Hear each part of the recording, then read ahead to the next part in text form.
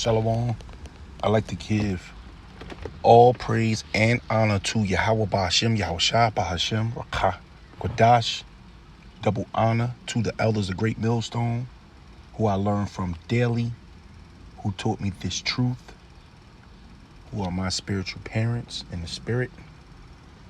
And sincere Shalom, Labakarium, Shah, Yasharallah, that's peace to the hopeful election that elected great from the foundation of the world, chosen to be saved in these last days, ordained to overcome the destruction that's on its way. Unlike the 2/3 of our people who don't know what's going on, that's going to be caught up in a lot of bullshit, caught up in a lot of madness, just jumping the gun. Because one thing about Jake just going about their business like this thing is not happening. Like the world have not changed in front of their face. So they got the spirit of Isaiah the 6th chapter on them. That angel is still blocking their vision from over 2,000 years ago. They still got the eyes that don't see and the spirit that slumber and ears that don't hear.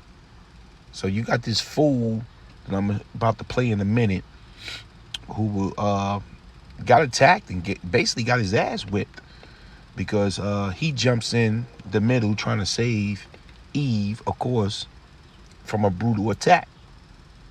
Now, I'm not saying that he wasn't being a good Samaritan, but see, the men of the Lord, this is only for the hopeful elect. This conversation is only for the hopeful elect men. We understand what's going on. We understand Zephaniah 3 and 5 judgment from our Father goes out every day. Every day. And don't involve yourself or put yourself in the middle of it. And it can happen right in front of you. So the Lord is fashioning his men, fashioning us, because we're going to see a lot of this. There may come a time when you might see Eve being handled and stripped and you know what? Raped right in front of you. And you got to go about your business. You know, the judgment of the Heavenly Father is not nice. The Lord tell you about that day. This is a dark, gloomy day that's on its way. And we understand these are the judgment of those 2/3 who chose to take the Heavenly Father's name in vain and play games in front of the men of the Lord. So this fool here doesn't understand the judgment.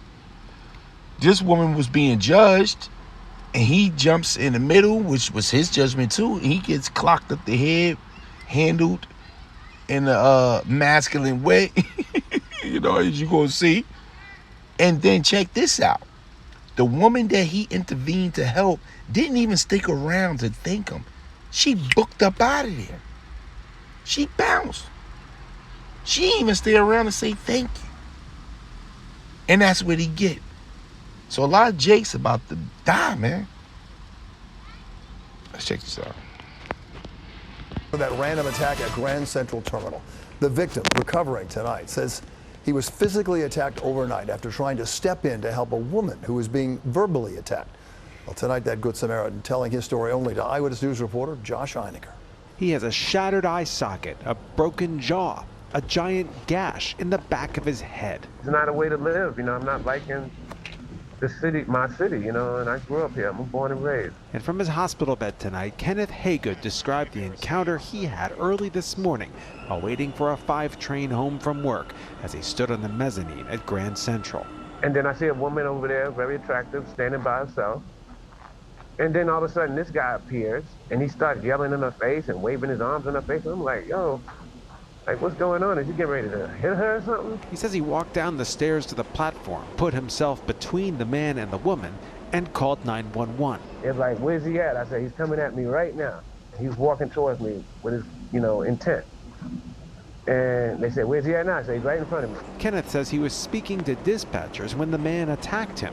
The next thing he knew, he was in an ambulance. He has a cranial brain bleed, lacerations in his head, fractures all up and down his orbital bones. Hours later, his sister Mia got a call that Kenneth was at Bellevue after the man had knocked him down and kicked him repeatedly in the head.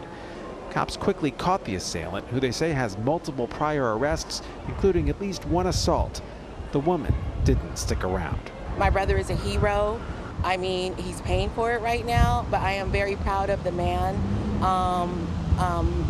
that he was raised to be, and the fact that he saw a woman in distress. Would you do it again? Hell yeah, I'd do it again. Hell yeah. Because that could be my mother, my sister, anybody else. You're not going to do that. You're not going to do that in my presence. At